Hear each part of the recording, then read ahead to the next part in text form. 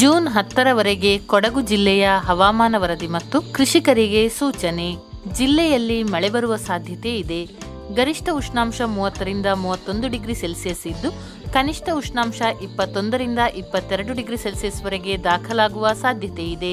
ಬೆಳಗಿನ ಗಾಳಿಯ ತೇವಾಂಶ 84ರಿಂದ 86ರಷ್ಟಿದ್ದು, ಮಧ್ಯಾಹ್ನದ ತೇವಾಂಶ 72ರಿಂದ 74ರಷ್ಟು ಇರಲಿದೆ.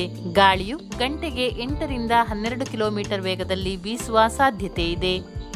ಸತತ ಮಳೆಯ ಮುನ್ಸೂಚನೆ ಹಿನ್ನೆಲೆಯಲ್ಲಿ ಕಾಫಿ ಮತ್ತು ಮೆಣಸಿನ ತೋಟಗಳಲ್ಲಿ ನೀರು ನಿಲ್ಲದಂತೆ ಜಾಗ್ರತೆ ವಹಿಸಿ. ತೇವಾಂಶದಿಂದ ಬರುವ ಕಾಲುಬಾಯಿ ರೋಗ ಮತ್ತು ಉಸಿರಾಟದ ತೊಂದರೆ ತಪ್ಪಿಸಲು ಜಾನುವಾರುಗಳನ್ನು ಒಣದಾದ ಕೊಟ್ಟಿಗೆಯಲ್ಲಿ ಕಟ್ಟಿ ಮತ್ತು ಗಾಳಿಯಾಡುವಂತೆ ನೋಡಿಕೊಳ್ಳಿ. ನಿರಂತರ ಮಳೆಯಿಂದಾಗಿ ಔಷಧಗಳು ತೊಳೆದು ಹೋಗುವುದರಿಂದ ಯಾವುದೇ ರೀತಿಯ ಕೀಟನಾಶಕ ಸಿಂಪಡಣೆ, ಬೋರ್ಡೋ ದ್ರಾವಣ ಲೇಪನ ಅಥವಾ ರಸಗೊಬ್ಬರ ನೀಡುವುದನ್ನು ಕಡ್ಡಾಯವಾಗಿ ಮುಂದೂಡಿ.